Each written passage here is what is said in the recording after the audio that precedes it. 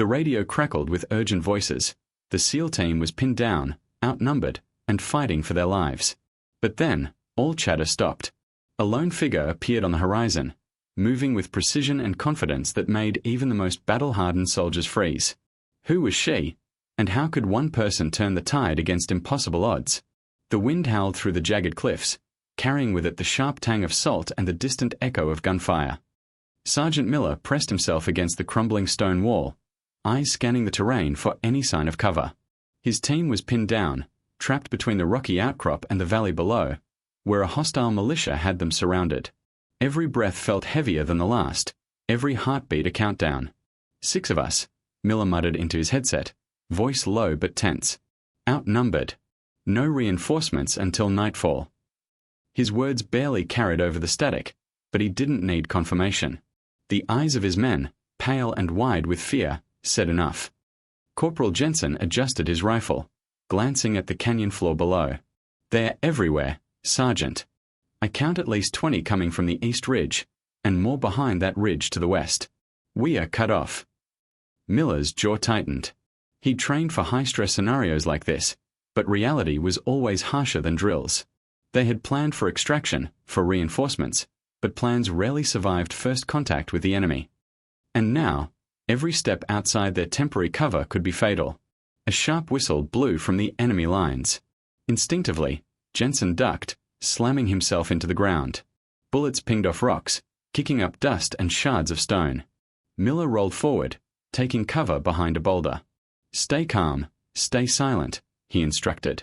We hold our position. Eyes on the highest point. If anything moves, we need to know first. Minutes felt like hours. Each second was measured by the sound of distant gunfire and the subtle shifts in shadow as the enemy advanced. The team's tension was palpable, a thick fog of fear and adrenaline that clung to every movement. Then came the sound, a faint crunching, almost imperceptible over the chaos. Miller's head snapped toward the noise. From the ridge above, a solitary figure appeared. At first, it was just a silhouette, blurred by distance and dust, moving with deliberate, fluid precision. Miller squinted. What the hell? He whispered. He wasn't sure if he hoped it was an ally or dreaded it was another threat.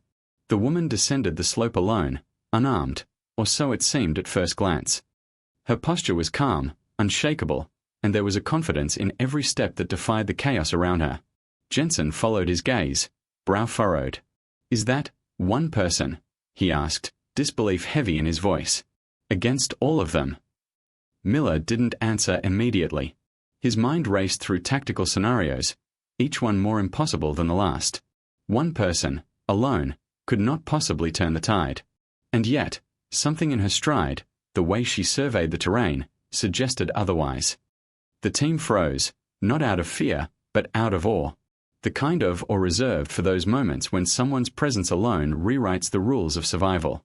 The sound of the wind and gunfire seemed to dim, replaced by the pounding of their own hearts. Miller gritted his teeth. Keep your eyes open. Don't underestimate her, but don't expect miracles, yet. The figure drew closer, each step purposeful. The SEALs remained pinned down, caught between disbelief and hope. The storm around them was relentless, but now, a spark of uncertainty and curiosity lit the edge of that darkness. The figure moved with a rhythm that defied the chaos around her. Dust swirled at her feet, yet she remained unshaken, unhurried, scanning every ridge and crevice as if she owned the battlefield. Miller's team exchanged uneasy glances. One of them, a rookie named Hayes, whispered, How is she not getting hit? Miller didn't answer. He couldn't.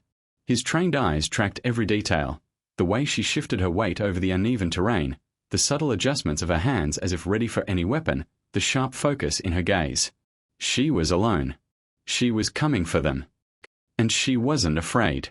Jensen leaned closer to Miller, voice hushed. Is that humanly possible? Look at her, she's. His words died in the wind as a bullet whizzed perilously close, embedding itself in the rock beside him. The militia was still closing in, but none had noticed her yet. None had fired. Miller's gut twisted. She's not just moving. She's calculating, reading the battlefield like a chessboard.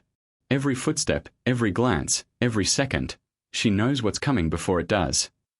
His tone was a mix of awe and disbelief. From the ridge, the woman paused. One hand went to the strap of a small pack on her back, the other brushing a strand of hair from her face. For a brief second, she seemed almost fragile, but it was a mirage. Her stance was precise, unyielding, a predator in human form. Hayes gulped. "Sir, what if she's one of them?" Miller shook his head sharply. "No, that's not possible. Look at her approach. She's coming straight for us, not firing, not avoiding fire. She's on our side, I think."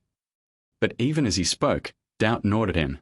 How could a single person, alone, survive this terrain against a prepared enemy force?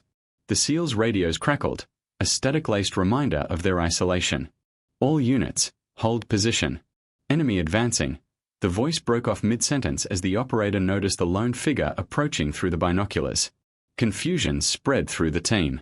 "She's alone." Jensen murmured again, eyes wide. There's only one of her out there." Miller's jaw tightened. He barked a quick order, eyes open, "Team, don't move until she signals, or until you know exactly who she is." The woman's steps were deliberate now, closer, almost serene. Each movement sent a shiver of uncertainty down the SEAL spines. Was she human? A shadow? Or something else entirely? Her calm defied the panic around them, creating a surreal pause in the storm of battle. Time seemed to stretch. Bullets whizzed past them, explosions echoed, yet she walked forward as if guided by some invisible thread. The SEALs instinctively crouched lower, unsure whether to fear her or trust her. Finally, she stopped at a safe distance from the team. Miller raised his hand cautiously, signaling them to hold. The wind died down just enough to hear her voice, clear, commanding, but not raised in aggression. "Move carefully," she said. "I can cover you, but only if you follow my lead. One wrong step, and it's over." A silence fell. The SEALs exchanged stunned looks. One by one, they realized this wasn't just a rescuer. It was someone who operated by rules they didn't yet understand. And in the chaos of battle, understanding could be the difference between life and death. Miller exhaled slowly. "All right, we follow your lead. But make it count." The woman nodded once, small and precise, and the air seemed to thrum with anticipation. The impossible had arrived, and for the first time since the firefight began, the SEALs dared to hope. The woman's eyes scanned the battlefield, calculating angles, distances, and threats with uncanny precision. Miller felt an odd sensation in his chest, a mixture of disbelief, awe, and unease. Every move she made seemed choreographed, effortless, yet deadly. The SEALs instinctively lowered their weapons, as if acknowledging that this was no ordinary ally. They were witnessing someone operating on an entirely different level. "Freeze," she commanded, her voice cutting through the chaos. Not as a suggestion, but as an unyielding order. And, almost instinctively, the SEALs obeyed. Even Jensen, whose instinct screamed to shoot, found himself frozen, heart hammering in disbelief. The enemy advanced, unaware of the lone figure who had now become the fulcrum of the battle. With a flick of her wrist, she signaled, and in an instant, a series of precise, calculated maneuvers unfolded. She dropped low, moved silently across jagged rocks, and neutralized a few distant sentries, each motion deliberate, each outcome lethal. Bullets whizzed past her without so much as a pause, yet not a single shot went astray from her direction. Miller could hardly breathe. She's not just skilled, his words trailed off. The realization was sinking in. This woman alone could change the course of the fight. The team watched in stunned silence as she moved with the confidence of someone who had fought in countless battles, someone who knew the battlefield as intimately as breathing. She was both graceful and terrifying, a human weapon honed to perfection. Hayes whispered, almost to himself, "I've never seen anyone like this." Miller's mind raced. He had served in some of the most dangerous operations in the world, yet nothing prepared him for this. She moved past fear, past chaos, operating on instinct and skill that seemed superhuman. The SEALs' frozen state wasn't just shock, it was recognition. They were in the presence of someone extraordinary. The woman paused briefly, turning her gaze toward the team. In that moment, a silent understanding passed between them. She wasn't there to fight them, she was there to save them. Yet her mere presence had already rewritten the rules of engagement. "Follow me," she instructed, voice calm but unwavering. The SEALs snapped out of their trance, adrenaline surging as they realized that survival and victory depended on keeping pace with her. Miller swallowed hard. "All right," he muttered, signaling the team to move. But in his mind, one thought lingered. How could one person, alone, freeze a group of elite SEALs and hold the battlefield in her hands? The answer wasn't clear yet. But one thing was undeniable. The tide had shifted. And the SEALs, pinned down and outnumbered only moments ago, now had a single, unshakable beacon of hope. The wind howled again, carrying the echoes of distant gunfire, but the battlefield had changed. The SEALs moved cautiously, following the lone figure who had arrived like a force of nature, leaving awe and disbelief in her wake. One thing was certain: this was only the beginning.